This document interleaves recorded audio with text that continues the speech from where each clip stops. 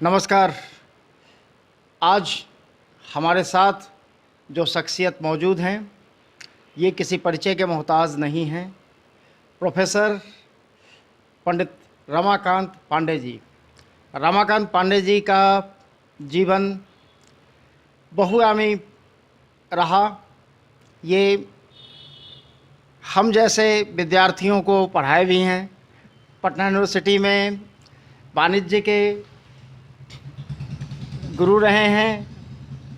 वाणिज्य महाविद्यालय में प्रोफेसर के पद से रिटायर किए हैं। और जब इमरजेंसी का दौर चल रहा था और जनसंघ प्रारंभ हुआ था, उस दौर के पहले विधायकों में भी सर आते हैं। स्वागत है सर आपका हमारे चैनल पे। बहुत धन्यवाद आपको।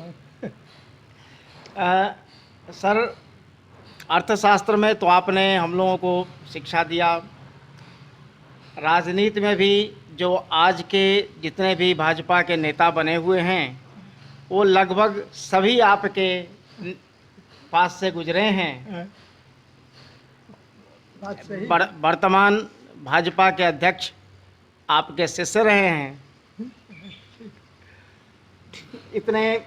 इतनी बड़ी हस्ती आज हमारे साथ है, ये हम लोगों का सौभाग्य है।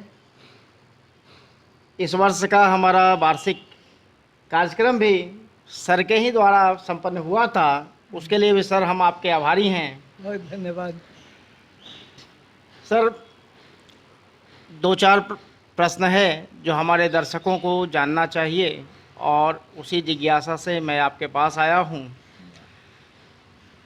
वर्तमान समय की जो राजनीतिक परिस्थितियाँ हैं और देश का आर्थिक माहौल है, इस पे आपसे बेहतर शायद ही कोई जवाब दे सकता है।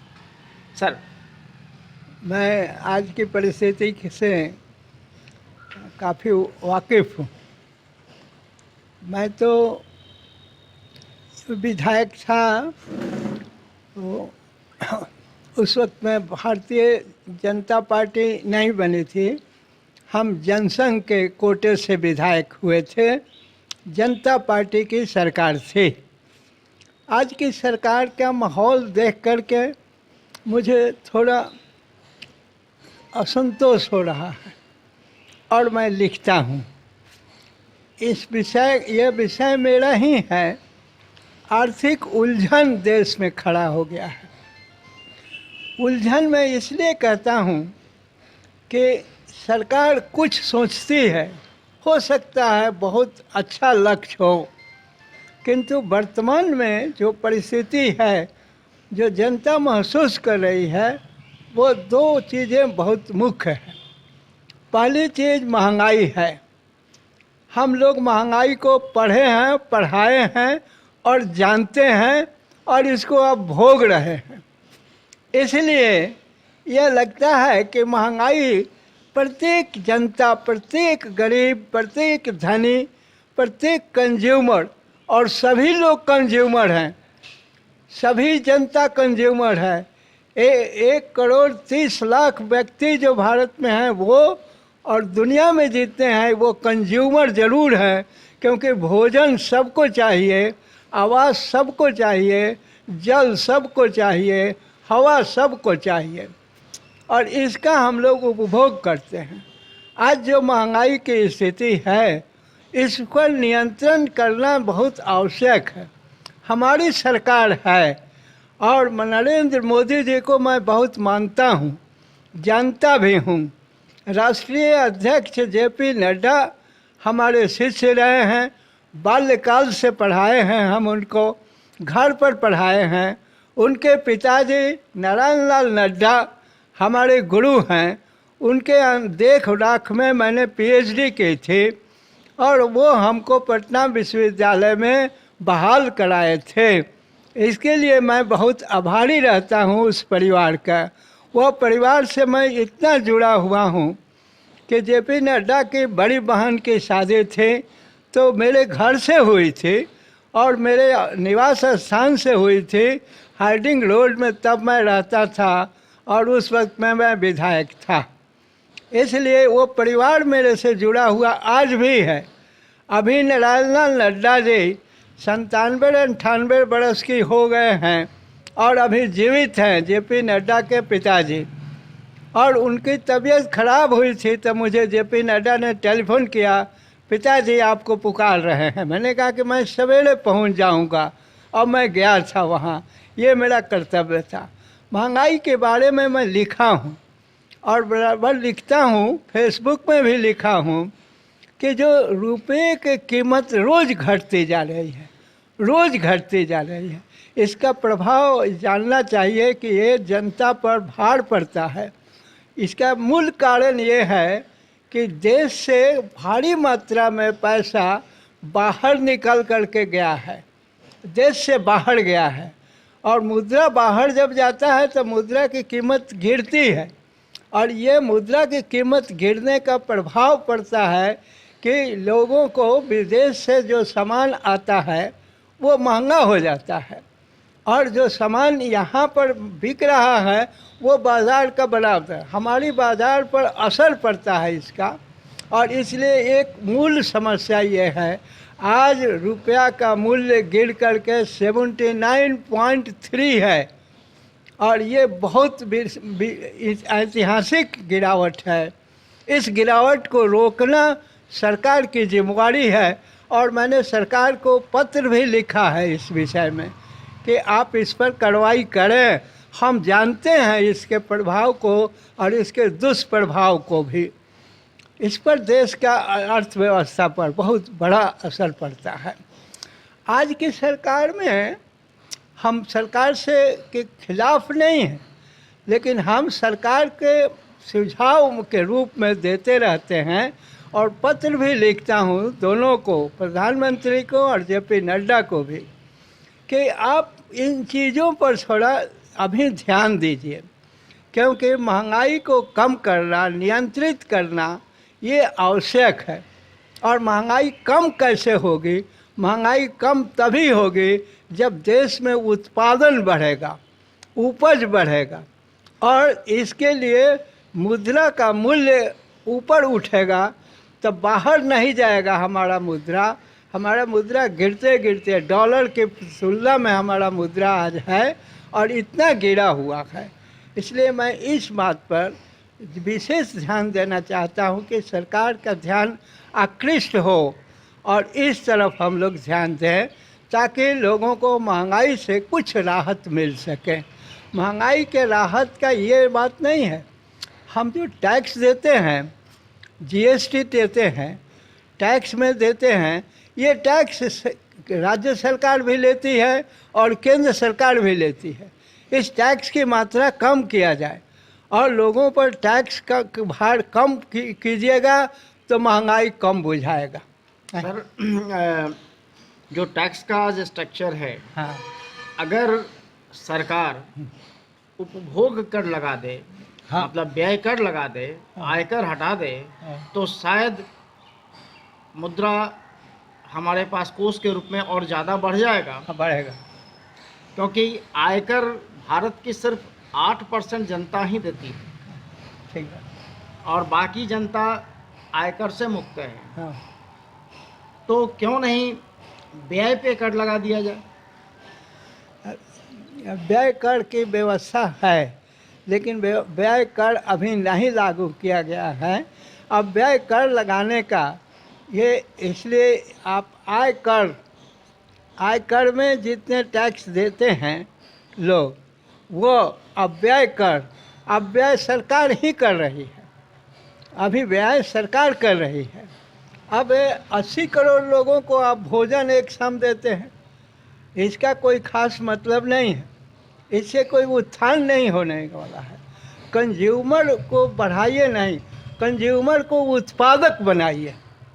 अगर जैसे हाँ, इनकम टैक्स में लोग 25 लाख या 50 लाख की गाड़ी खरीदते हैं, उनकी ज़रूरत 50 लाख की गाड़ी की नहीं है, नहीं, 5 लाख की गाड़ी की भी हो सकती है। हाँ, 50 लाख की गाड़ी इसलिए खरीदते हैं क्योंकि उनको टैक्स में एग्जेम्पशन मिले।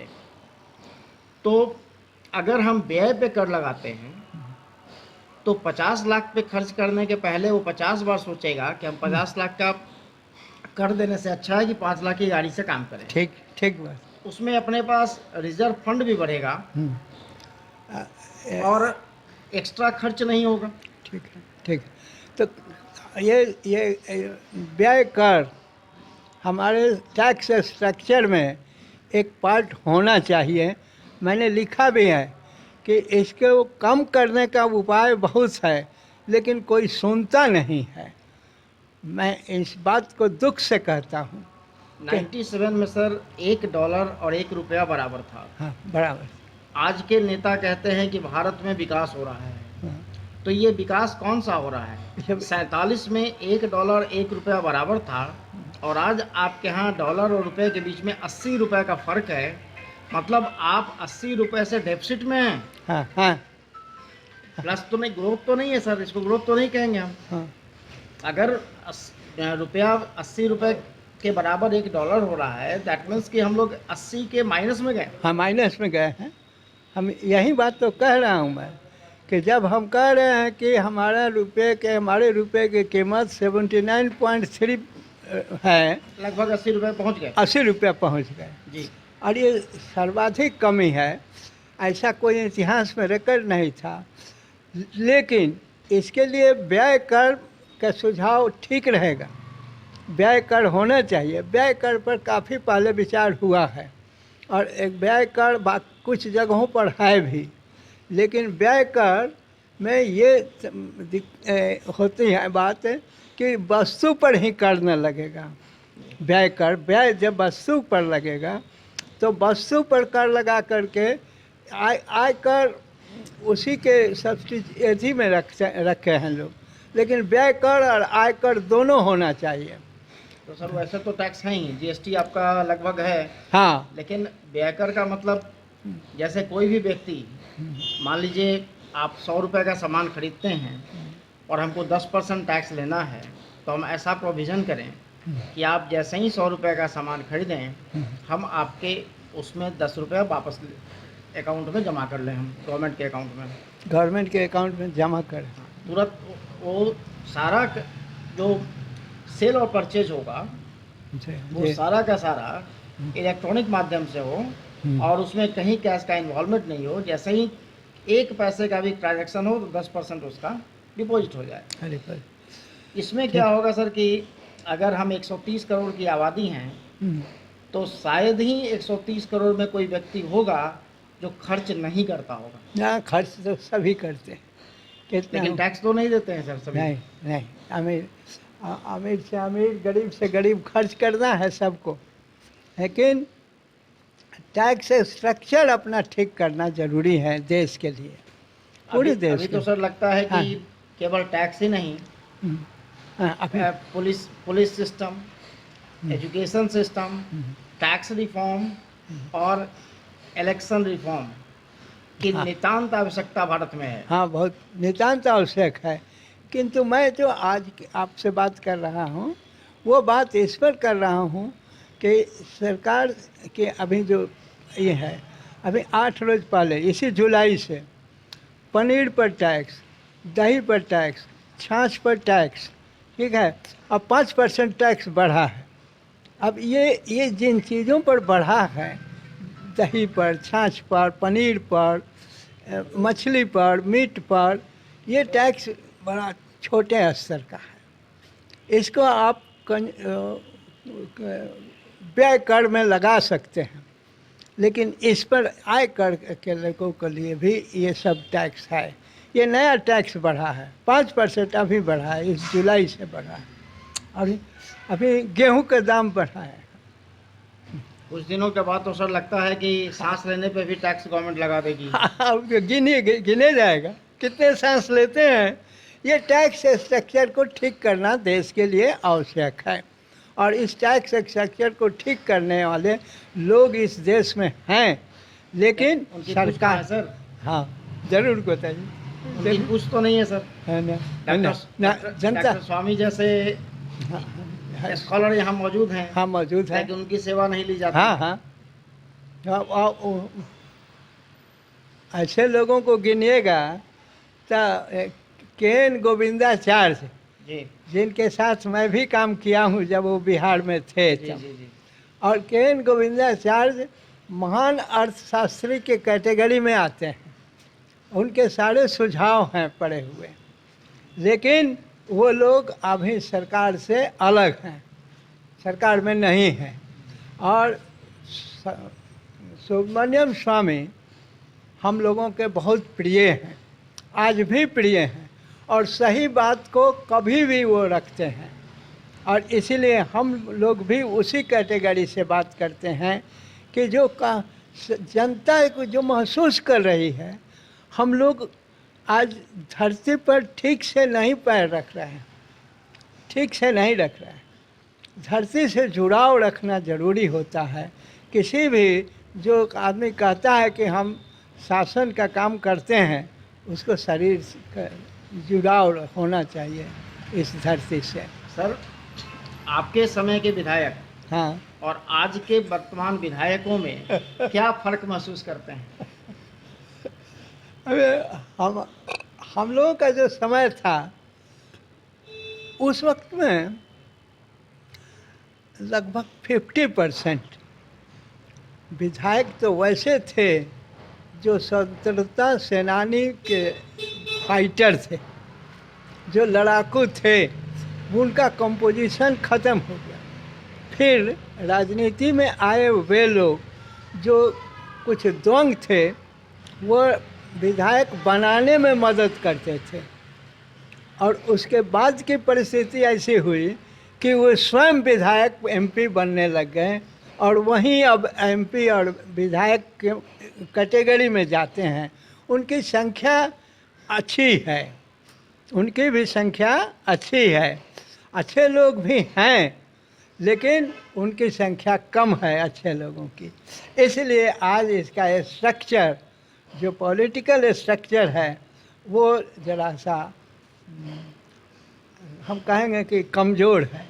दुखद तो नहीं कहेंगे, लेकिन दुखद भी कह सकते हैं, जनता महसूस करती है। इसलिए तो सर हम कह रहे हैं कि पॉलिटिकल रिफॉर्म की आवश्यकता है। हाँ, बहुत ज़रूरी है, अति ज़रूरी है, और अच्छे लोगों को लाने के लिए लोग कोशिश नहीं कर रहे हैं। अच्छे लोगों को नहीं लाया जाता है। हम लोग भी उपेक्षित हैं, आडवाणी जी उपेक्षित हैं, जोशी जी उपेक्षित हैं।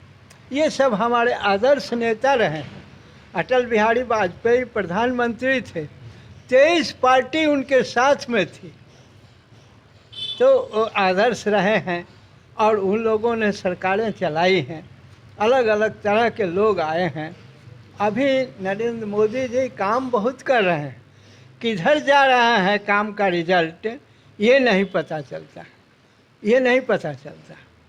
अभी काम बहुत हो रहा है, आप कहा जाने कैसे कैसे व्यस्त हैं, लेकिन हम इससे थोड़ी महसूस करते हैं कि टैक्स स्ट्रक्चर को ठीक कीजिए, टैक्स स्ट्रक्चर ठीक कीजिए, टैक्स स्ट्रक्चर ठीक कीजिए। नहीं सर, कुछ चीज़ें और भी है। आप लोग के हाँ। समय भी विधायक मुसलमान रहे होंगे, हाँ रहे, लेकिन उन्होंने कभी संसद में या विधानसभा में वंदे मातरम का विरोध नहीं किया होगा। ना ना, लेकिन आज के कुछ विधायक, हाँ अभी हाल में बिहार विधानसभा में आरजेडी के कुछ विधायक लोग वंदे मातरम के सम्मान में अपने को खड़ा होने से भी अच्छा, परहेज किए हैं। हाँ। तो क्या ये राजनीति के लिए अच्छी बात है, नहीं, या नहीं, कहीं 1905 दोहराया तो नहीं जा रहा है? इंडिया, भारत, हम लिखे हैं कि पहले तो आप कहते हैं कि इंडिया, इसको बदलिए, भारत कहिए, भारत, अर्जावर्त कहिए, भारत कहिए। तो ये भारत जो है, इसमें हमने कभी विचार नहीं किया कि कौन हिंदू और कौन मुसलमान है। अब मुसलमान का Muslim is a political unit, whole Muslim is a political unit throughout the world, throughout the world. कोई दूसरी कौम, मुस्लिम में भी बहुत कौम है, बहुत जाति है, 72 जातियाँ हैं उसमें। हाँ बहुत जाति है, लेकिन हम एक बात मान लेते हैं कि मुस्लिम इज ए पॉलिटिकल यूनिट, और ये फैक्ट है। और अब Hindu is not a political unit, लेकिन लेकिन दुनिया में आदर्श भारत है, दुनिया का निचोड़ भारत है। और इसलिए हम यह विचार नहीं करते हैं कि तुम मुसलमान हो या हम हिंदू हैं। नहीं, हम दोनों भाई हैं, हम दोनों एक साथ रहे हैं। व्यवहार में उनको इस तरह का नहीं करना चाहिए। व्यवहार में कभी हम लोगों के सामने विरोध नहीं करते थे, लोग सभी खड़ा होते थे। भारत माता की जय मनाने में सभी को, वंदे मातरम में सभी को एक साथ आना चाहिए। हम आपके साथ एडजस्ट करते हैं, आप हमारे साथ एडजस्ट नहीं करते हैं, तो ये ठीक नहीं बात है। लेकिन इसके लिए सरकार को नहीं आगे आना चाहिए। सरकार को नहीं विचार करना चाहिए कि हिंदू के लिए बना रहे हैं कि मुसलमान के लिए बना रहे हैं। इसलिए यहाँ पर विचार नहीं करना होगा।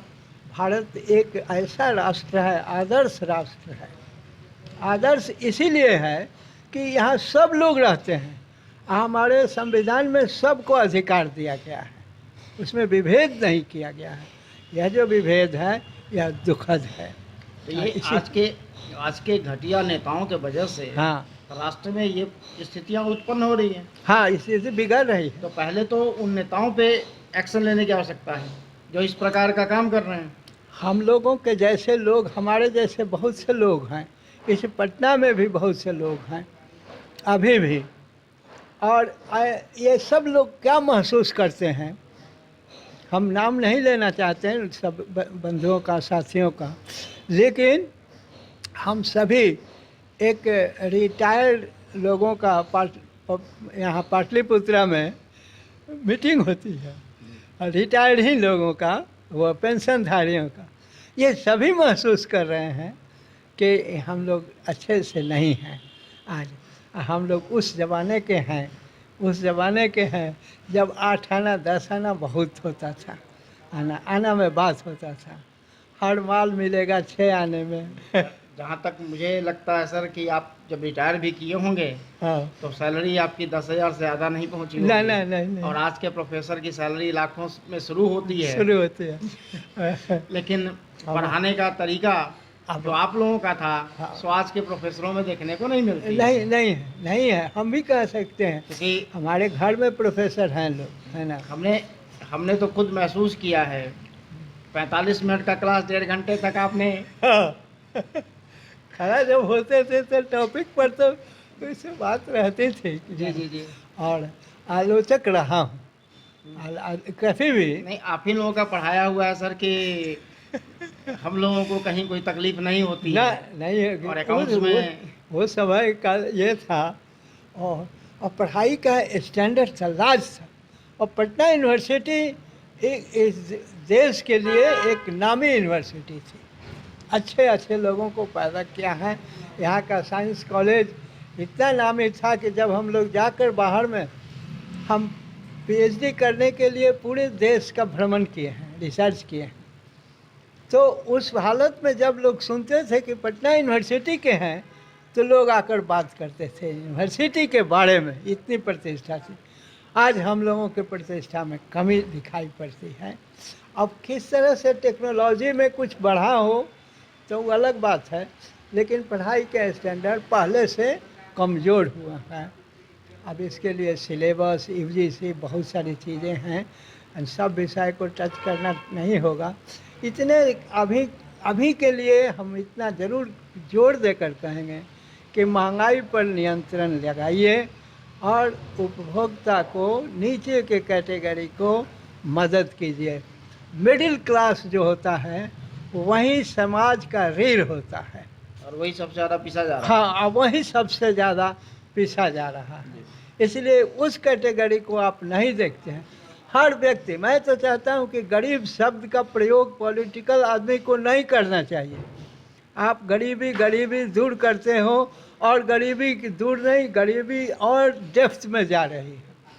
जहाँ तक हमने देखा है सर, पहला चुनाव भी गरीबी के मुद्दे पे लड़ा गया था, और आज भी चुनाव लोग गरीबी के ही मुद्दे पे लड़ते हैं। हाँ, वही बात है, वही बात है। हाँ, तो चलिए, अब गरीबी शब्द पर प्रतिबंध लगने चाहिए कि गरीबी शब्द का प्रयोग आप लोग न करें कृपा करके। और सर शिक्षा को बढ़ाइए। शिक्षा, शिक्षित समाज हो जाएगा, अभी हुआ है, शिक्षा में बढ़ोतरी हुई है, क्वालिटी में नहीं हुई। लेकिन सर आज का शिक्षा हाँ, संस्कार से दूर है। बहुत दूर होते जा रहा है, होते जा रहा है, हो ये गया। इस चीज़ को तो आप लोग महसूस करते होंगे। नहीं, महसूस तो करते हैं। हम लोग के शायद- समय के जो आपके विद्यार्थी मिलते होंगे और बाद वाले लोग मिलते होंगे, दोनों में फ़र्क तो कुछ बहुत। दिखाई देता होगा। अब मापदंड में नहीं कर सकते, लेकिन इतना अंतर है कि जैसे अब हम हैं, हम किसी के पास नहीं जाते, तो हम और आडवाणी जी और अटल जी के तुलना हम लोग नहीं कर सकते हैं। एज में हो सकता है कि 2 4 5 बरस का ही फर्क हो, लेकिन उस स्टैंडर्ड, तो स्टैंडर्ड आदमी का बनता है, स्तर बनता है। मनुष्य का स्तर जब उठ जाएगा तो वो गिरता नहीं है जल्दी से, उठने में टाइम लगता है, गिरने में टाइम नहीं लगेगा। तो उठने का, जिस व्यक्ति का स्तर उठ जाएगा वो जल्दी नहीं गिरेगा। समाज में अभी स्थिति, उनकी संख्या कम हो गई है जिनकी स्थिति अच्छी हुई है। और धन दौलत कोई मापदंड नहीं है, धन दौलत कोई आदर्श चरित्र का मापदंड नहीं हो सकता है। धन दौलत चाहिए है, और उसको गाड़ी भी चाहिए, उनको आराम भी चाहिए, लेकिन वो कोई सामाजिक ऐसी नहीं है, क्राइटेरिया नहीं है। बहुत बहुत धन्यवाद सर आपका। आज आप आए, आप याद कराए उस समय के छात्रों के बारे में, और उस वक्त के ही छात्र हम लोग देखते थे। अब जो नए छात्र आ रहे हैं उनमें वो क्वालिटी नहीं है, वो क्वालिटी जो नीतीश में क्वालिटी है। हम जब टीचर थे पटना यूनिवर्सिटी में तो नीतीश छात्र थे, और नारा लगता था 74 के आंदोलन में, साथियों साथ दो। तो हम नीतीश जी को बोलते थे कि नीतीश जी, उसमें सब रहते थे, नीतीश भी थे, रामजतन भी थे, लालू भी थे, अनिल शर्मा भी थे, बहुत लोग थे। तो हम बोलते थे कि एक आदमी क्लास में आकर बताइए कि क्यों साथ दे आपका। हम क्लास लेते थे, क्लास में बैठ जाते थे, और हम उसमें से नीतीश जी को ही बुलाए थे। तो हमारा सिलेक्शन उसी वक्त का नीतीश क्या है, आज भी नीतीश है, तो अव्वल है, अव्वल स्टैंडर्ड है। लेकिन लालू भी थे, और लालू जी ने भी किया, और हमको लोग कहते हैं कि आप लालू को भी मानते हैं। हम कहा कि हम मानते हैं। हम जब प्रोफेसर थे, ये लोग छात्र थे, हम लोग आंदोलन में एक साथ थे, जेपी आंदोलन में। ठीक है, हम बिहार के जेल में कम रहे हैं, बॉम्बे के जेल में ज़्यादा थे। बहुत धन्यवाद राकेश जी आपको, और आपने याद दिलाया हमारे पुराने समय के और छात्रों के जीवन को। छात्रों का आदर्श था, क्लास में से कोई जाता नहीं था। डॉक्टर पीएन शर्मा जैसे प्रिंसिपल, आचार्य जो ये थे, वो पूछते थे हमसे, जी आपके क्लास में इतने छात्र क्यों आते हैं? कहा कि सर लगता है कि ये जो डिस्टेंस एजुकेशन है उसके छात्र आते हैं, तो हम आने में नहीं रोकते हैं, जाने नहीं देते हैं। ये सब उस समय का समय था सब। अब उसी आनंद में हम लोग आज भी हैं। जो लोग मेरे साथी जीवित हैं वो सब आज भी उसी आनंद में रहते हैं। और एक बार बहुत धन्यवाद, आपने उन दिनों को याद दिलाया जब हम लोग क्लास में जाते थे, पढ़ाते थे। ये सब बड़ी सौभाग्य है राकेश जी। हम आपके उज्जवल भविष्य की कामना करते हैं और बहुत बहुत धन्यवाद देते हैं। आपके जैसे और भी मेरे छात्र हैं जो अखबारों में, न्यूज़पेपर में बड़े बड़े अच्छे जगह पर हैं, एडिटर भी हैं, यहाँ भी हैं और बंगाल में भी हैं एक दो, वो लोग भी वहाँ से खबर करते रहते हैं। तो आप लोगों के ये बहुत बड़ी विशेषता है कि आप याद रखते हैं। हम लोगों को तो पहचान में नहीं आएगा, आप जब बोलते हैं कि हम लोग छात्र हैं तो पहचान में आ जाता है कि हाँ ये रहे हैं, इनको याद है, हमको चेहरा याद है। सर जब बहुत अभी धन्यवाद, बहुत बहुत हमें- धन्यवाद। हमें याद है आपसे इतने सालों के बाद जब पहली बार हम मिले हाँ। तब भी आपने हमें नाम से याद किया, तो हाँ। इसका मतलब है कि आप लोगों को कितना ज्यादा घनिष्ठता था। हाँ, ये बात तो है। हम लोग नाम से पुकारते थे छात्र को, और इसीलिए अपनी भाषा जो है वो थोड़ी उसी तरह की है। आप लोग बड़े हो गए, लेकिन मिलते हैं तो हम कहते हैं, पूछते हैं हम लोग कि तुम कैसे हो। अब बाद में सोचते हैं कि हम तुम कह दिया इतना बड़ा आदमी को, लेकिन वो कहता है कि नहीं, बड़ी खुशी होती है कि कम से कम हैं आप लोग। बहुत धन्यवाद। धन्यवाद सर। इस पुराने चीज़ को याद